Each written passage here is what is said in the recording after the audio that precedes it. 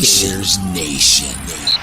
Yeah, so we're going to start Justin. I'm going to approach this game like I've approached the last two games. I think it's going to be a good opportunity for him. Moving the ball down the field and trying to score a touchdown every drive. We just want to see him play hard and play well. I'm just going to approach it like the same way and just go out there and, play my hardest. It's Adams again! The connection and the touchdown! 73 yards! Here is Khalil Herbert. Look at the speed! The shot of the tackle and a touchdown! Go Bears! It's time for the Bears Nation podcast. With your hosts, Kevin Lapka. I still think he can be serviceable enough there at left tackle. That's an upgrade. Is that an upgrade over Charles Leno? You at least can't say it's a downgrade. And Jake Hassan. They're going to get murdered out there. It's bad. Throw me through the wood chipper. I'd rather take that fate over whatever meets the Bears starting quarterback week 1. Shall we play a game? Strap it in. It's the Bears Nation podcast. Let's get it.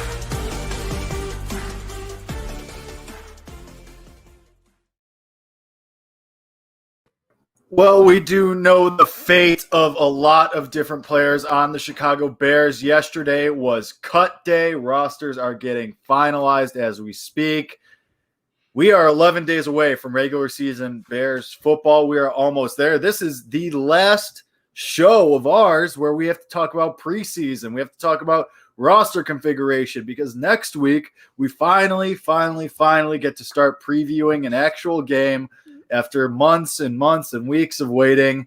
It's going to be great. We have a lot to talk about today, from roster configuration to who got cut, who's on the practice squad, people that need to be brought in because, oh, brother, do there need to be players that need to be brought into some of these rooms, guys who have gone on IR. Yeah. And there's a lot to talk about today, Kevin. There's a lot to talk about with 11 days left to go in the season. The roster is starting to take shape. It's an interesting time to be a Bears observer.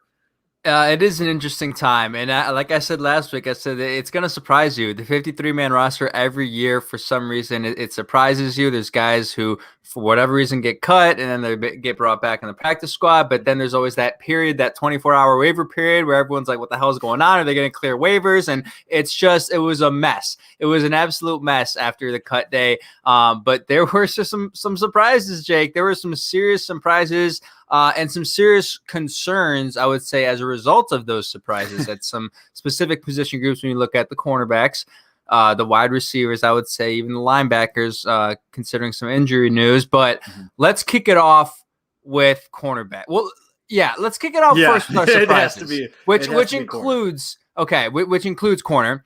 Thomas Graham Jr. was cut. Now, he's been brought back. He cleared waivers, brought back onto the practice squad. I was a little bit unsure he was going to clear waivers. I mean, I guess not. He's a 6th-round pick, but he has some talent. Brought back. But let's read off the 4 cornerbacks on this roster right now. Obviously, you have Jalen Johnson, your number 1, far and away. Then after him, I mean, it is a drop-off that is of a significant margin because it goes Duke, Shelley, Kindle Vildor, and Xavier Crawford. Cut Desmond Trufant. Trey Roberson's on season-ending IR. What in the hell are we going to do at cornerback, Jake? Give me the answers, because I mean this is the worst position group in the league. In the league, Jake, it might be. Yeah, I mean, here we are. It's September 1st. Here we are recording this episode of Bears Nation podcast, and you have 4 corners on your roster. Actually 5, because Artie Burns was brought back. I saw that a couple hours ago. So Artie Burns has been brought back. He played decently, I guess, in the preseason. He didn't play great. He didn't play terribly. He's serviceable, I guess. Jesus. But yeah, I mean, I want to, because we're going to talk about Thomas Graham, him getting cut. He was a 6th-round pick. He was a guy that, when Chris Nano was on the show, RIP, but he said that this was a guy that he thought could have been a 2nd or 3rd or 4th-round pick, and he was a 6th-round pick, and we got all high on him. We're like, all right, hell yeah, and then he gets cut, and our guy Daz Newsome gets cut, and they both got back to the practice squad, and it's just, goodness gracious, Ryan Pace, what are we doing here? I mean, the list. I just want to throw to receiver really quick before we go to corner. Receiver alone, Ryan Pace, his history reads off as the following. Kevin White, Anthony Miller, Daz Newsome now. Who else? But Darnell Mooney, Riley Ridley, who was cut. I'm Javon definitely Wims. forgetting. Javon Wims was a Ryan Pace guy. Was he really? I'm pretty sure he was. Hold on, I have the list somewhere. But it is an unreal amount of just suck. It's just an unreal amount of suckitude from this group of receivers that Ryan Pace seemingly gets wrong again and again and again, and it is just unbelievable. Now I have to scroll because I saw it the other day and now I have to go find it. All right, here we go. Yeah. Here's the list. Bears wide receivers drafted by Ryan Pace. This is from our friend Joe Ostrowski. 2015, first round, Kevin White, seventh overall, as we all remember. 2016, seventh round, Daniel Braverman, who I don't believe made it out of the training camp that year. 2018, second round, Anthony Miller. Seventh round, Javon Wims. 2019, fourth round, Riley Ridley. 2020, fifth round, Darnell Mooney. 2021, sixth round, Daz Newsome. Two of those guys remain on the team. One is on the practice squad now. That is an unreal amount. That's 7 picks. That is 7 picks at wide receiver that only one of them are on the active roster now. It's unreal. I mean, if not for these home runs like Darnell Mooney, it turn out to be, I mean, if we think that Darnell Mooney is going to be what we think he's going to be, Ryan Pace would be getting dragged through the mud. I mean, you cut 2 guys that you drafted this year. Granted, they're on the practice squad now, but goodness gracious, what are we doing here? That really shouldn't ever be happening, honestly. Like, regardless of whether they clear away, like that should not be happening. Like last year, we didn't cut Arlington Hambright and Latavius Simmons, who were both 7th round offensive linemen who never saw the field. Javon Wims has been here for 3 years longer than he should be. That's why it was really strange to see that happen. And it was kind of a shock because, first of all, like, although these are players who are drafted in later rounds, we know Ryan Pace has traditionally, not necessarily at wide receiver, but in other position groups, had success in later rounds. I mean, and as of recently as well. But there were 7 guys drafted in the wide receiver. I know 3 of them were in the top 4 rounds. One of them was the top 10 pick. Right. So that's why exactly. So his track record at wide receiver is terrible, and then it makes you wonder. Okay, you have that track record at wide receiver from a draft standpoint, but you won't pay Allen Robinson, like the one guy who can actually secure that room because apparently you can't draft it. You don't want to lock him down like that to me, there's a little bit of juxtaposition there. I don't really understand that, but so the Daz Newsome thing, I don't know what surprised me more. Daz Newsome being cut or Thomas Graham. I'll probably say Thomas Graham just because I think that position group is thinner. But the thing about Daz Newsome was, first of all, he had a role at punt returner and at kick returner. Like that was a role for him. And they just picked up his name is Nsimba. What's his last name? I just had it pulled up. They picked up Nsimba. Where is it? From the 49ers. Nsimba Webster on my way. For San Francisco, drafted by the Rams in 2019. He had 6.4 yards per punt return, 22 yards per kick return. But Daz Newsome was a player who, obviously, he was on our show. We interviewed him. Great time, all that. But he was a player who we thought was going to have Darnell Mooney type projections as a rookie because, free Daz, says KML531. Yes, free Daz, because this is a player who, yes, he only had, I think, a few receptions in preseason. One of them was on a screenplay where he kind of, made a little juke move. This was last week. Turned it into about 22-yard reception. But this was a player we saw upside in year one and a potential week one contributor where, he's going to get the ball on some deep throws. He's going to get some screen passes and be able to turn nothing into something. So that's what was weird to me, was that this was a player we thought had upside and potential here year one, but they see him as more of a long-term project. And this is the same exact conversation we had 3 years ago with Riley Ridley. We said this is going to be a player who is going to be contributing year one. He should be. He's a 4th rounder. We saw him on the practice squad, and look at what happened at the end of his time with the Chicago Bears. And what worries me is this is one of those things where we still don't, at this point, maybe we can just say Riley Ridley wasn't good enough, but that still isn't an excuse for him not getting repetitions earlier in his career. What worries me is Daz Newsome may get that same treatment, may stay on the practice squad for whatever reason, may continue to not get reps, even when this is a wide receiver room that's really thin and not at all stacked. So that's what concerns me. And Brashad Perriman was brought in from the Lions. Yes. I mean, I don't have a lot of faith in him sticking around. I mean, he averages 15 yards per catch over his career, but he's been everywhere. Like he's a younger player. Like, he's not a super veteran. Like, he hasn't been around for the longest time, but he's been everywhere already. And it just makes no sense. And so I think that here's the thing with Daz. I think it was a result of the injury more than anything. Yeah. He just couldn't get up to speed in time. I think there's a real chance that somebody gets cut. And, I hate that Rodney Adams was a casualty of the Brashad Perriman signing because Rodney Adams was a preseason standout and he was a fan favorite. He really endeared himself to the fans of the team, and you choose Brashad Perriman over him. I get it. Perriman has more NFL experience, but I mean, Adams, there was no, I don't know. I didn't like that, but Daz, I mean, at least you still have him.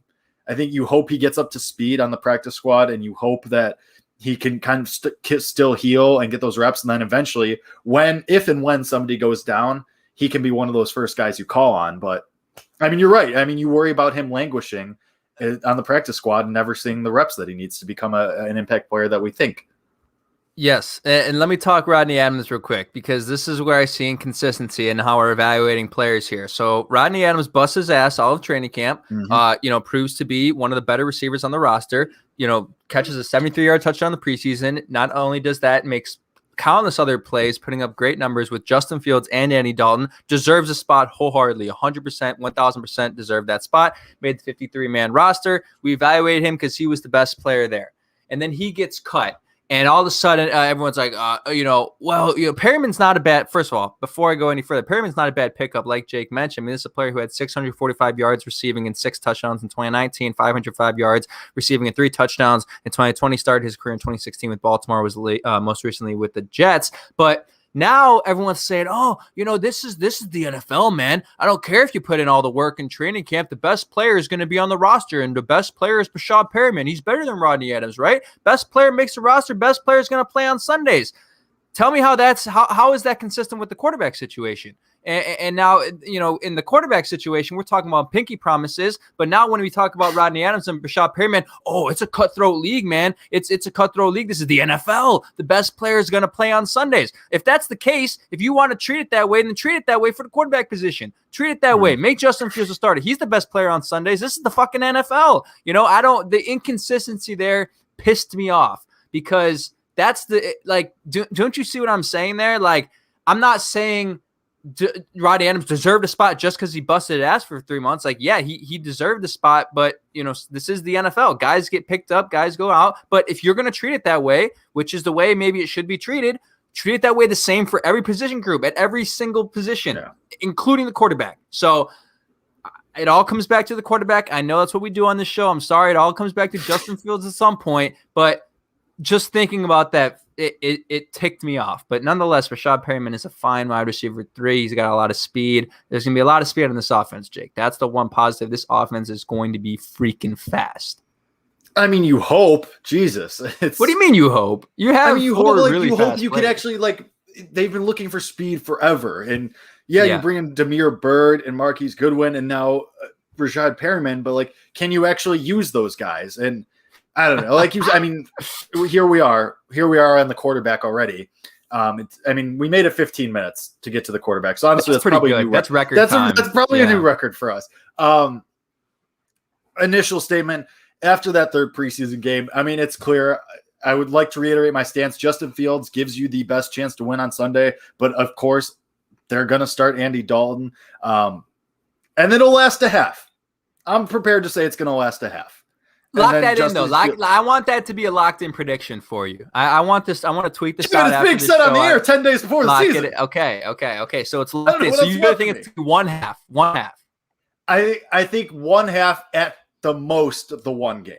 You just can't do it. Okay. The Rams defense is probably still, it's a top 10 unit still. It might be a top 5 unit.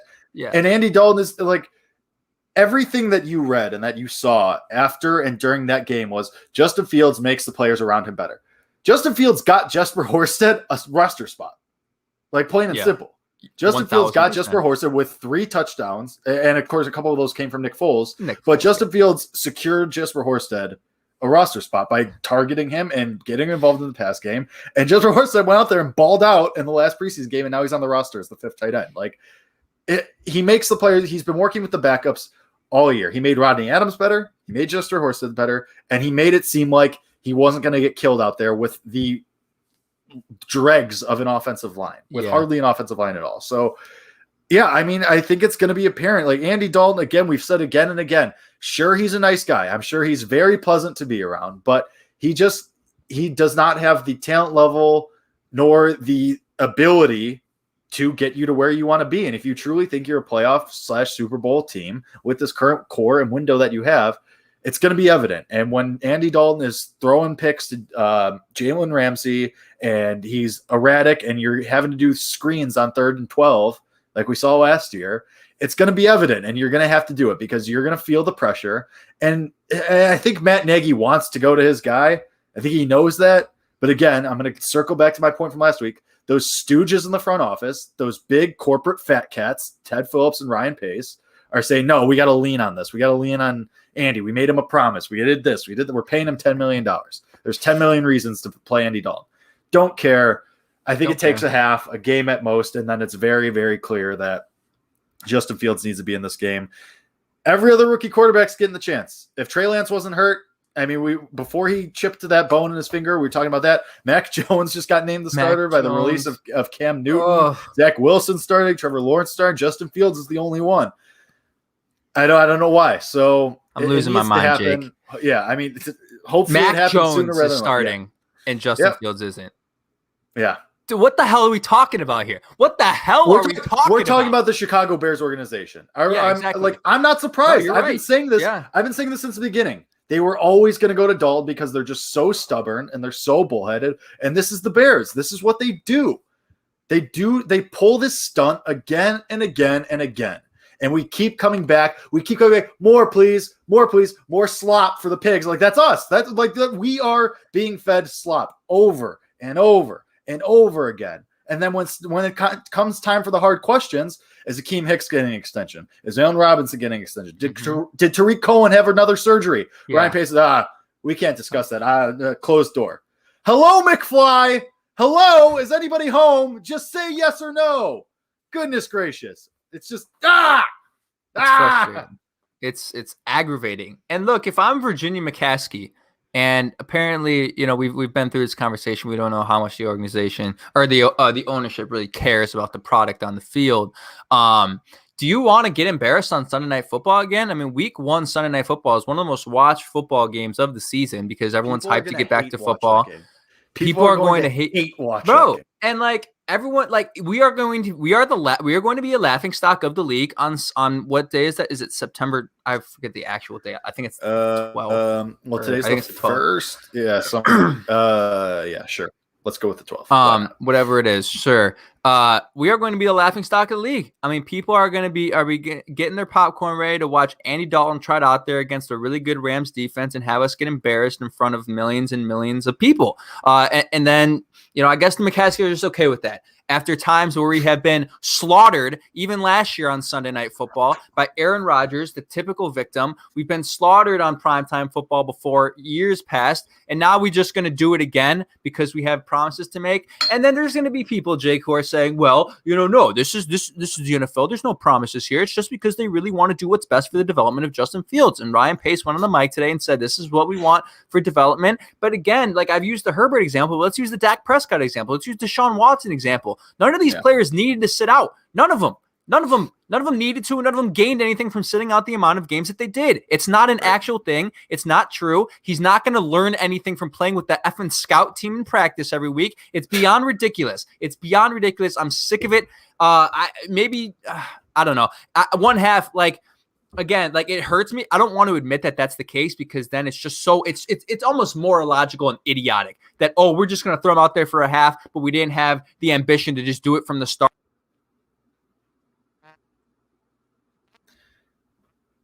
Well, Kevin, I don't know what you... Oh, there you go. Your microphone cut out for a little bit, but that's cool. Anyway, it's all right. But anyway, no, I mean, you're right. That's always the case, and it's embarrassing, and it's stupid, and it makes no sense. And like I said, I think I said this before on the show, it's going to be so Bears when they're down 17 points at halftime, and Justin Fields comes in, and they lose by a hair. By one unlucky bounce of the ball, they're going to lose. And it's going to be like, all right, well, we could have won if this had been from the beginning. And then it's going to be a whole domino effect that we talk about all season. But Yeah, I mean, Justin Fields needs to start sooner rather than later. I mean, it's as simple as that. Hopefully, we said it last week, hopefully Matt Nagy is in the same mindset he was with Mitch Trubisky. First mistake, all right, you're done. You're out. So we'll see if he's allowed to do that. We'll see if he's allowed out of his proverbial room and allowed to be a big boy and coach a game like he wants to, but who knows? I mean, we haven't seen that half the time, I feel like. One other thing, because we talk about the quarterback all the time, so we've beat this horse to death. We have over and over and over again. We're over sorry. The last month, at We're least. sorry, listeners. I want to circle back to cornerback because that is a legitimate concern. You have 5. You brought back Artie Burns. I guess he's going to be the slot. I mean, Kindle Wilder's the number 2, right? Yeah. They're rolling Which with is their fine. own. I am actually fine with that because Kindle Wilder, he did play pretty well, decently in the preseason, and it sounds like he played good in practice, which I mean, it's practice or whatever, but he played better than I think we expected from a guy who didn't get a ton of reps over the last couple of years. Is he going to get targeted to hell on Sunday night by Matt Stafford? God. And is Artie Burns going to get targeted to hell? Yes, absolutely. He's going to make their life miserable probably. But I mean, you're rolling the dice. Now this could change.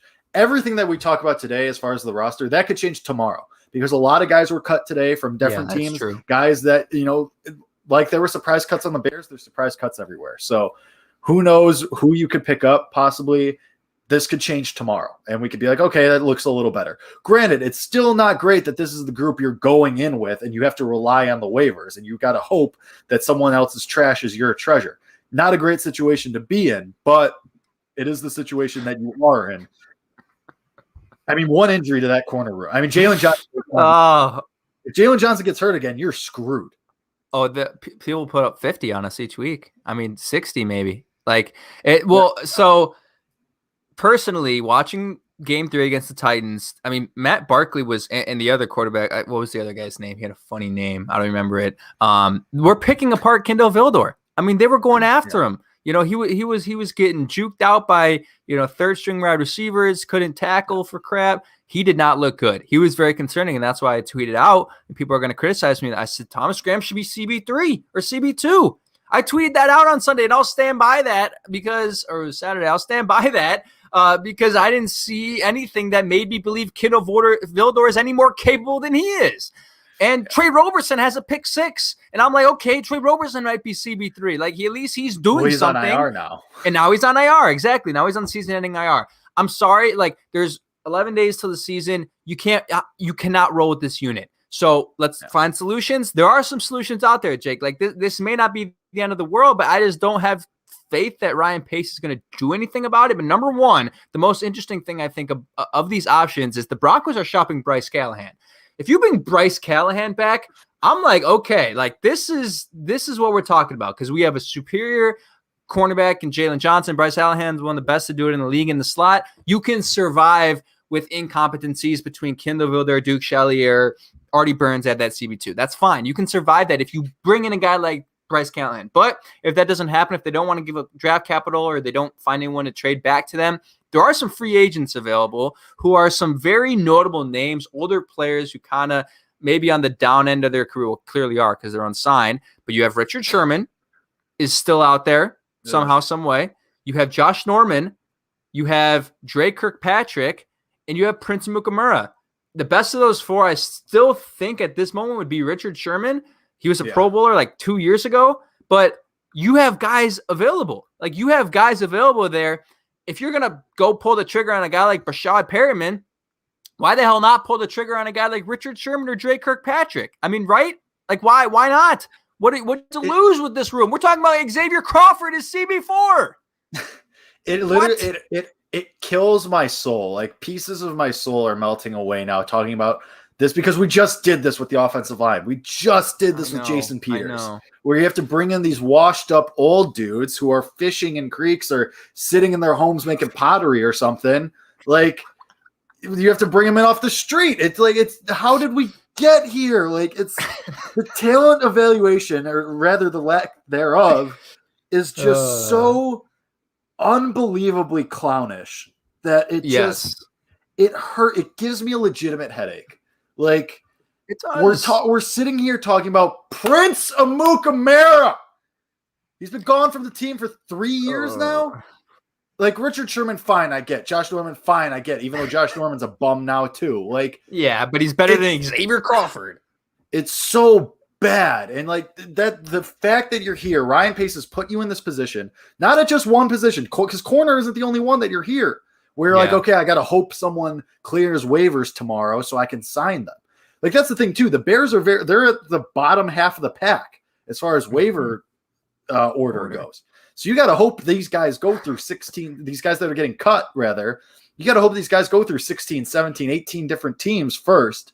And none of those teams want these guys before you can say, oh, thank you. Thank you for these crumbs that you've so graciously given me so you can pick us apart in the next coming 6 months anyway. It's so unbelievably bad. Like if not for, and I texted you this the other day, if not for steals and home runs and the like Eddie Jackson, Justin Fields falling right into your lap, Jordan Howard to an extent, Darnell Mooney so far, the initial contract for Allen Robinson, the Akeem Hicks signing that turned into like, if not for those home runs, the Khalil Mack trade, like if not for those home runs that overwhelmingly just overshadow everything, you look at what Ryan Pace has done, it's terrible. Like if Justin Fields had not fallen directly into your lap and you had taken, I don't know, one of those linebackers or even Tevin Jenkins at number 20, whatever, something, Ryan Pace would be being dragged through the streets right now with Tevin Jenkins going on IR with a designation to return and 2 guys getting sent right to the practice squad from this draft class alone. It's terrible. It's insane. But here we are talking about Justin Fields. We're so grateful that, 10 other teams in the NFL fumbled the bag and let Justin Fields fall to number 11 in this draft for whatever reason. But otherwise, like it's those moves that Ryan Pace gets lauded as like, oh, he's good at his job. He does his job competently at least. But really, I mean, here we are, like the corners, you have 5 corners. You had 4 this morning. You have 5 now. Cornerback, when you knew DB was an issue all offseason. It's insane. Yes, the moment offseason started. No, they didn't know the issue. They created the issue because you didn't have to cut Kyle Fuller. You didn't have to do it. And now you're looking at and now if you're Ryan Pace and you're like, oh, what's going on with the cornerback room, Nagy? What are we doing, man? I don't know. You tell me. What the hell are you doing 4 months ago cutting Kyle Fuller? What the hell? Like, yeah, you need to save cap room. There was other ways to do that. I can assure you there were, all right? I'm not going to break down exactly what moves you could have made, but I'm sure you could have found a way to clear $9 million to re-sign Kyle Fuller for 1 year. Keep him on the roster, not re-sign. Just keep him on the roster. So that's where it's frustrating is you created this. And it's those decisions too. Like Ryan Pace's is home run or strikeout. He doesn't know how to hit a single. He doesn't know how to hit a double or a triple. He's either hitting a freaking home run that goes out of the park or he's striking out on 3 straight pitches, missing the ball like 9 feet by like Javier Baez. Like that is what Ryan Pace is. Okay. And it's the highs are so high that, we love them a day after the draft and I can't get enough of them. And the lows are so lows on a day like today that we hate them. We want to drag them through the mud. So the aggregate ends up being somewhere in the middle, luckily for him, but, it's frustrating because it's not just draft moves. It's obviously those other factors, the cuts and the contracts, like a Nick Foles contract that we can go back to is the worst trade. In NFL history. That was a trade. You willingly took on that salary, and that's the reason you had to cut Kyle Fuller. Because you had Nick Foles sitting there to be Q3, and now you can't convince anyone to take him. You've been shopping him around, and now you're saying, oh, well, we want to send him to the right situation. We want to do right by Nick Foles. Why are we keeping these promises to these bums? Who cares about Nick Foles' feelings?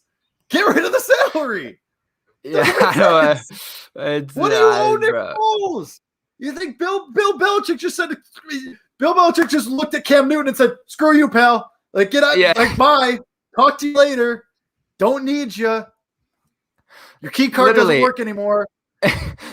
And how many more years was Cam Newton with the Patriots as Nick Foles with the Bears? They were with the team the same amount of time. They're both with the team for 1 year. But Andy Dalton's going out there, and Nick Foles is still on the roster because of, we want to do right by them. And we made, oh, my God. It's just the absolute word vomit that comes out of Ryan Pace and Matt Nagy's mouth on a weekly basis is just truly like they're like to quote a line from to be the nerd boy that I am, to quote a line from Avengers Infinity War. It says, Rhodes, your penchant for bullshit is higher than mine. Matt Nagy and Ryan Pace's penchant for bullshit is astronomical. Astronomical. It makes insane. You get asked, did Drake Cohen have a second surgery on his knee? Oh, well, we're not going to discuss that. Why? It's a yes or no question. Yeah, what's yes or no?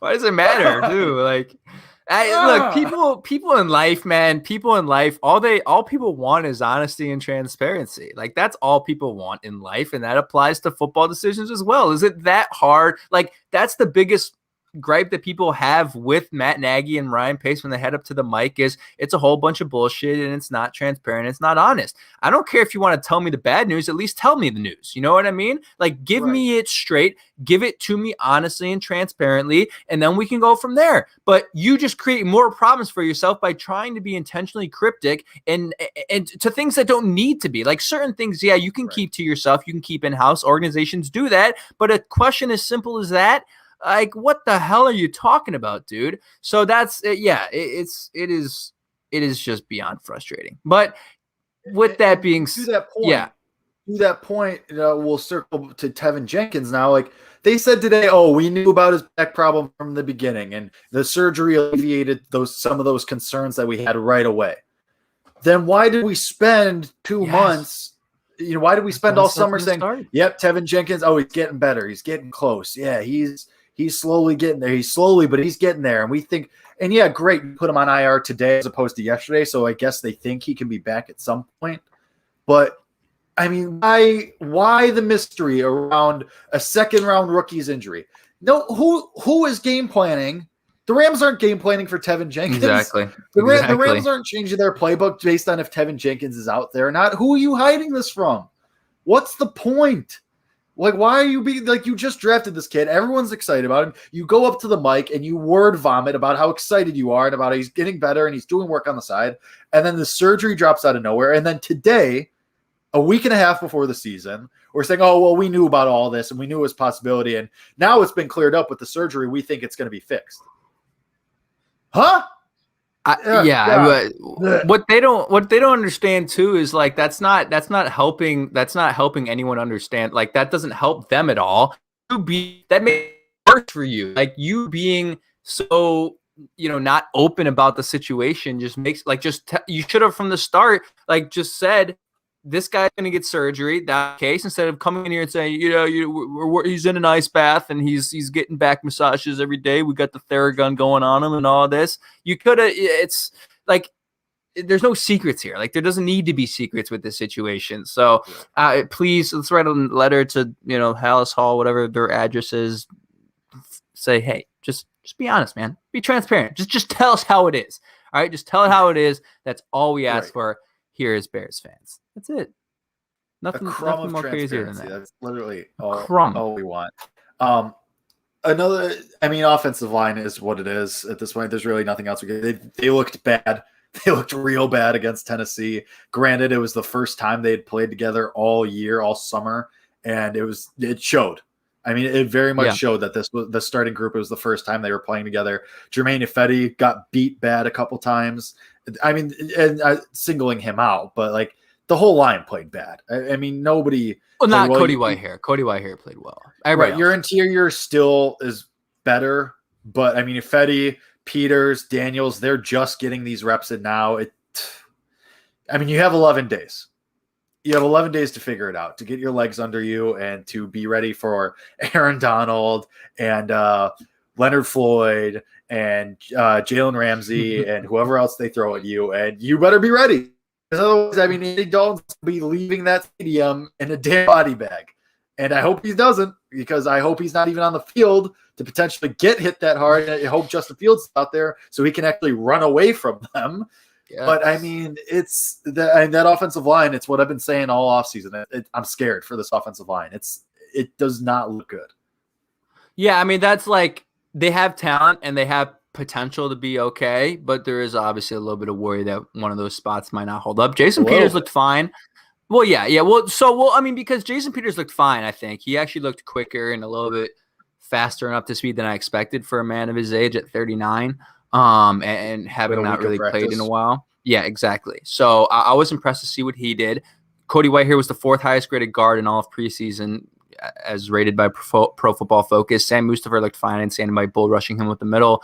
And then obviously Ifedi was kind of the big one who was allowing players to get blindsided and whatnot. But this is a line that can hold up, and I have faith that they will be serviceable enough. But obviously, it changes based on who the quarterback is. But to go back to preseason game 3 and talk about some other players who I actually thought looked good, since we've been a little bit negative today about some of the Ryan Pace draft picks of the past. This has been a very negative show for us. And don't worry, because we'll be back next week for a preview show, and I'll probably pick the Bears to win like 45-0 or something because I'm a goddamn idiot. And I'll say Justin Fields is going to find a way to drug Andy Dalton before the game, and it's all going to be okay. We're going to figure it out. But no, Travis Gibson looked really freaking good. Yes. And that's somebody who is like, because of Robert Quinn's, God knows what's going on with him still. I mean, I don't know. I mean, he hasn't looked lethargic performances. Yeah, lethargic is one way to put it. Travis Gibson could step in there. He legitimately could. And that's why, like, as much as you want to bash Ryan Pace, this is why we say strikeouts and home runs, because Travis Gibson may very well have been a home run in the 5th round last year.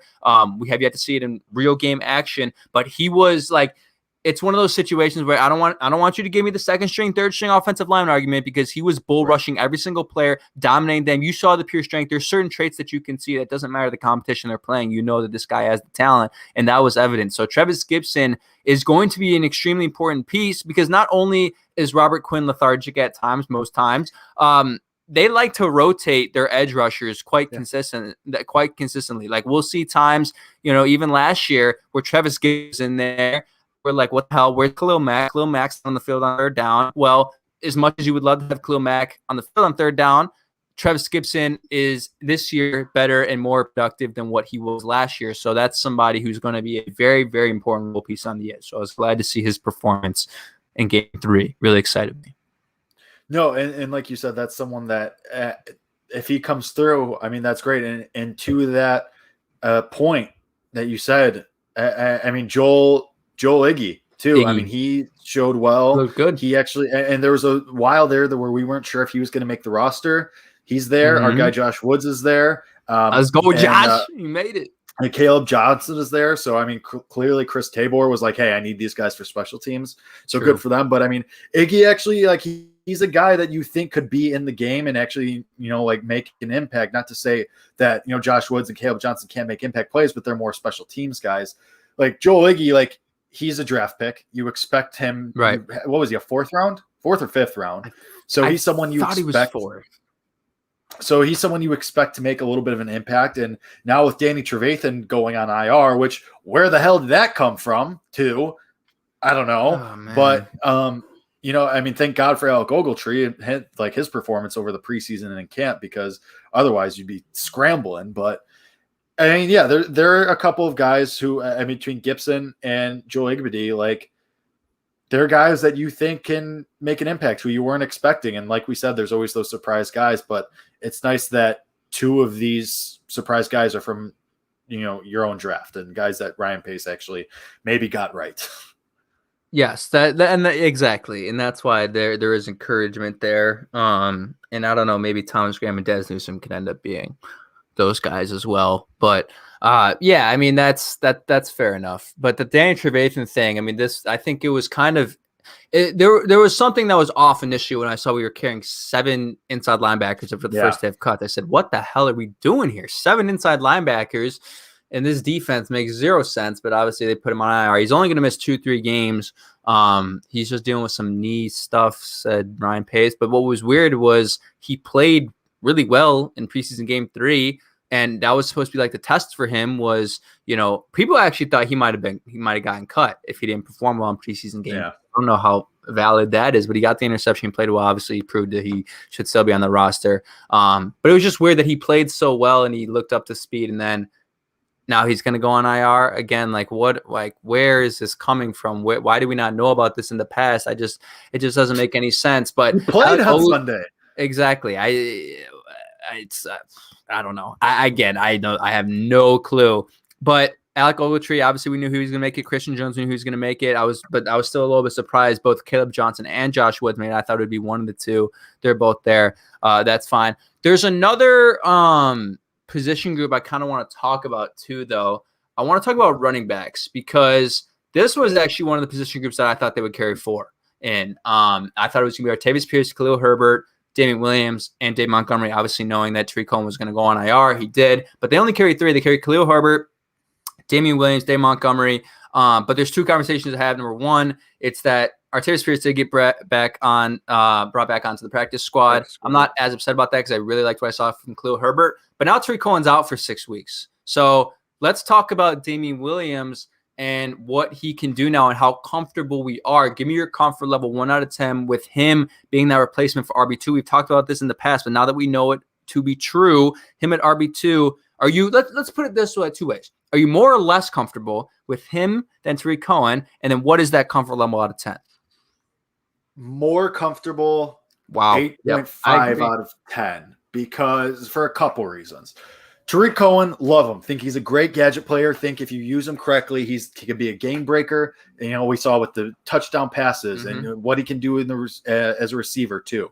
Couple things. One, ACL injuries for a guy with that much explosiveness and the way he relies on cutting and moving. Will Cohen be the same player? That was my point. I don't know. And that's something that, but also, I'm less concerned about that just because ACL injuries aren't the death sentence they used to be. And, it's just now the second surgery that kind of concerns me a little bit as far as that goes. But why I'm more comfortable with Williams is because when Cohen came into the games, when it was Jordan Howard, even when it was Montgomery to an extent, you knew what was happening. You knew it was going to be some kind of pass. Hardly ever was he going to run up the middle or bounce the outside. Like, he wasn't just going to be there to run. Hardly ever. And when he was, it was kind of obvious from the way they were lining up or, they were giving extra blockers, whatever. So with Damian Williams, he has that, David Montgomery, we think can both catch and run, obviously run. But yes, he catch as well. He showed improvement there last season. Damian Williams, we know, can do those things as well. So I am more comfortable with that because you aren't selling out a facet of your game or of your game plan when Damian Williams comes on the field. When Cordarrelle Patterson came on the field last year, you knew, all right, load up the box because they're trying to get 1 or 2 yards here. And every single time, it hard 90% of the time, 95% of the time, it hardly went anywhere. So yeah, I'm definitely comfortable with the running back room. Khalil Herbert, like you said, showed the speed. He showed the grit, he was grinding out yards. So I'm really I think running back is probably the room I'm most comfortable with on this roster. I was gonna actually pose that question. I guess you read my notes. I was gonna ask which room are you most comfortable with. It's definitely running back for me. I'll agree with both of yours. I'm gonna go an 8 out of 10 comfort level, and I think I'm more comfortable than with Cohen. I mean, the problem too with Cohen was I'm not entirely sure how much Matt Nagy knows how to game plan for him and how to call plays for him. I mean, we've talked about this conversation in the past. It's like the wrong situations. He's coming in the game. He's coming in the game on 3rd and 4. Why is he coming in the game on 3rd and 2, 3rd and 3? Why is he, running it up the middle, or why is he bouncing it outside in situations where he should be running it up the middle? Obviously, these are conversations to be had. But Damian Williams is just Tariq Cohen's one of the best receiving backs in the NFL. I mean, statistic-wise, the amount of receptions he's put up in the past, he was near the top of the league in receptions. But I think Damian Williams might be a better pure runner, pure running back. And from what I've seen from him in the past and the tape I've watched from him in Kansas City, from the times we've seen him in preseason, this is a player who is, I think, a little bit more knowledgeable when they're looking at the line of scrimmage, when they're looking where to go. He hits the spot. He doesn't have to bounce around. He doesn't have to take too long to diagnose. I think he knows more what he's doing when he sees what's in front of him. So that's what encourages me about Damian Williams. And I think we saw in the preseason games, he goes out, he finds the hole and he hits it. You know what I mean? He's not bouncing around. He's not doing the Tariq Cohen. That was the problem with Tariq Cohen. He did the Devin Hester. He would just run backwards, run side to side, looking for that lane. And then it wouldn't show up and you lost 15 yards or something instead of gaining 2 or 3, you would lose 10. So yeah, absolutely. I mean, that's like Damian Williams, like you said, pure runner. He was almost a Super Bowl MVP. So Yeah, I mean that's far and away an upgrade. I think. I mean, maybe not far and away, but no, it's not far and away. But it's not. But it is. I think a it makes lateral the move situation at worst for the team. Like Tariq Cohen might be, I hesitate to say more talented, but like he might be more electric, or he might give you. Oh that yeah, for sure. But like Damian Williams gives you a better situation as a team. Yes, makes your offense better. I think honestly. So that's but. I'm comfortable with that. And Khalil Herbert's going to get some tick, and it's just like you compare this running back room. Like for years, like we've talked about how important the running back is, the running backs are, and the running game is to a successful offense. Obviously, this isn't just a Bears, knowledge. This is football knowledge. Obviously, you have a good running game. You have a diverse running attack. It's going to help your offense from the passing side as well. And now you look like, let's just compare last year from this year. You already compared. You had Dave Montgomery, yes, both, but this is a Dave Montgomery who's faster. It's a Dave Montgomery who's quicker. Now his third year in the league. He's obviously going to be a more developed player. Now you go to running back 2. We were literally talking about Cordero Patterson, Ryan Nall, and Artavis Pierce at times, and Tariq Cohen before he got injured. But after he got injured, it was literally Cordero Patterson is gonna be getting a whole lot of snaps. And now we're looking at Damian Williams and Khalil Herbert, who showed a lot. Like just though that difference. I know we're talking about depth players here, but still RB2s and RB3s in the league have an impact. Obviously, we know this in the past. But you look at those teams like the Colts, you look at those teams like the Broncos in the past with Phillip Lindsay and Melvin Gordon and some of the things. Look at the two teams that were in the Super Bowl last year. Great. Perfect. Like Clyde Edwards-Helaire, Darrell Williams, all the guys that they had over in Kansas City, LaShawn McCoy, and then LaShawn McCoy. Yeah, Le'Veon Bell got like 1 carry, but still, yes.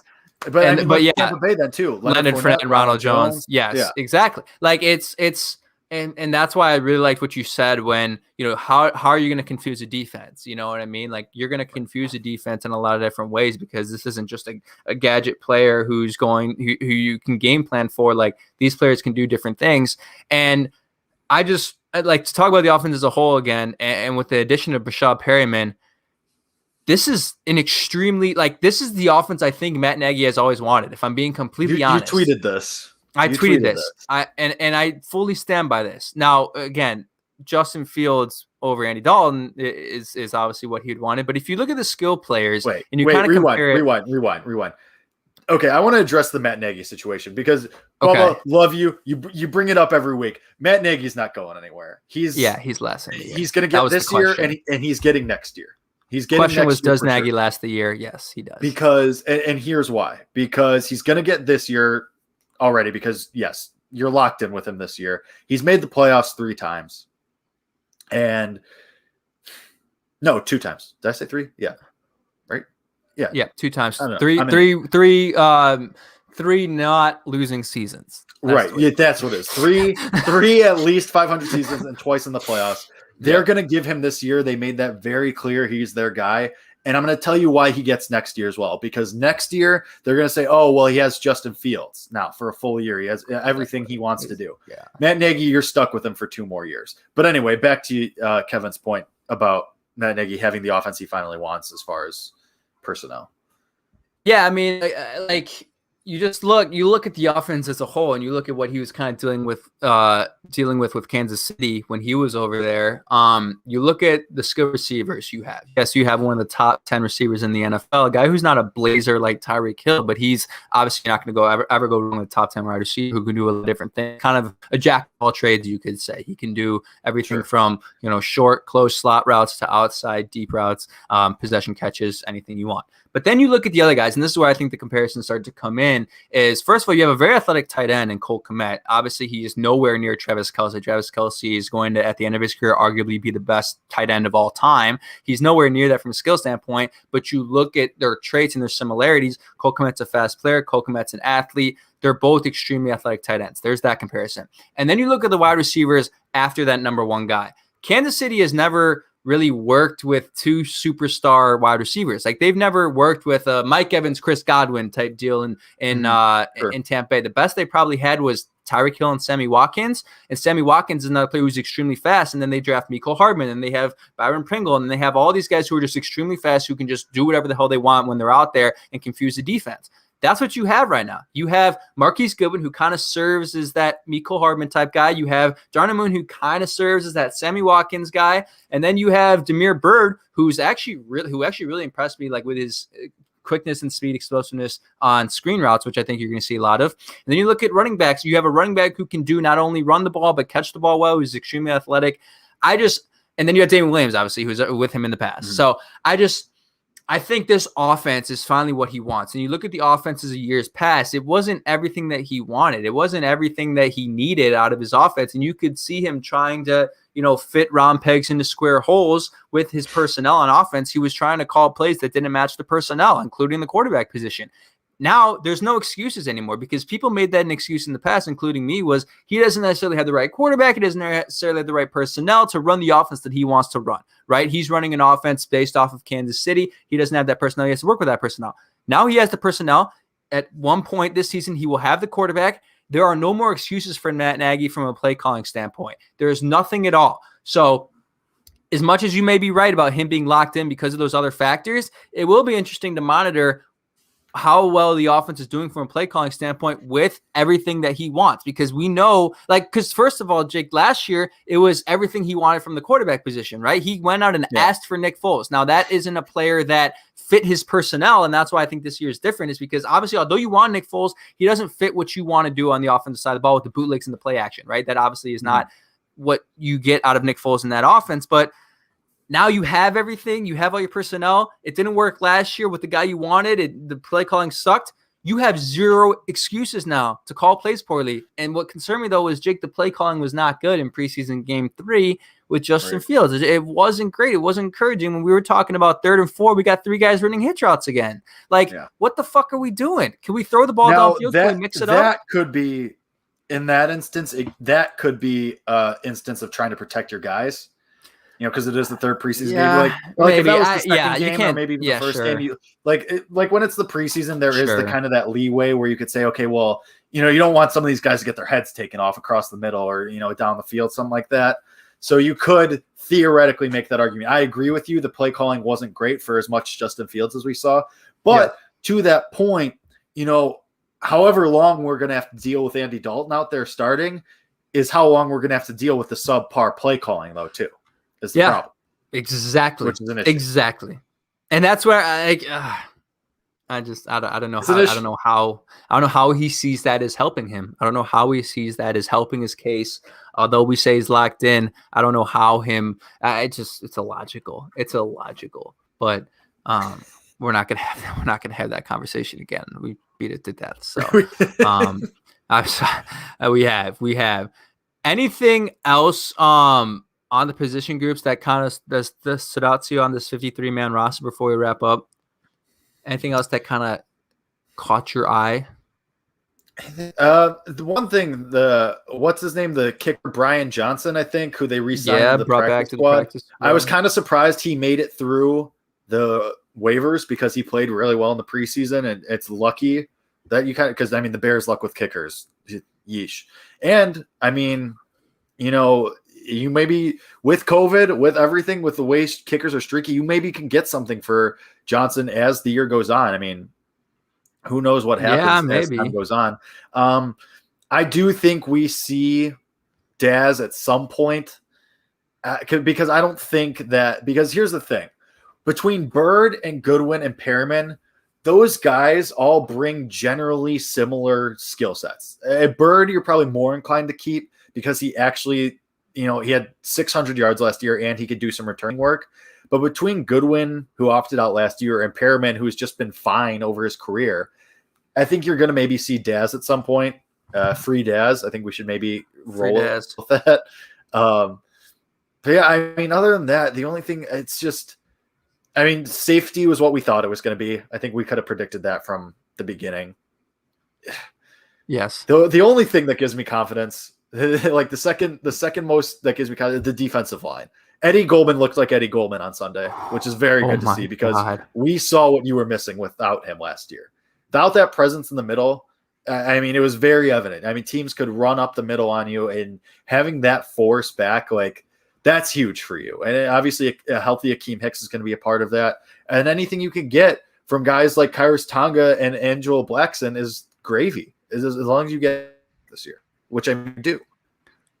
Yes, I mean, well, so because Mario Edwards is out with a suspension for 2 games, I think it's a suspension. I know he's out for 2 games. It was. So you lose that, and Mario Edwards is a very good role piece. But I mean, we obviously know the impact of what a good front seven does, and like Eddie Goldman. That's the thing, though, too. That's why you need Rob Quinn to show up. You need Travis Gibson to hopefully continue making these splash plays, because if you can, that's going to make life easier for Kendall Vildor and Artie Burns. Yes. God, I can't believe I'm saying that as those guys as the starters, but unfortunately that's the life we live right now. Yes. But if you don't want those guys to get picked apart, like that pass rush has to be there. Like Khalil Mack's going to do his thing, and hopefully he's fully healthy and he can kind of get back to that all pro kind of production that you expect from him. But Robert Quinn and Travis Gibson and those guys along the front, if you can get to the quarterback, you alleviate that pressure. You cut down on that liability that the secondary is giving you.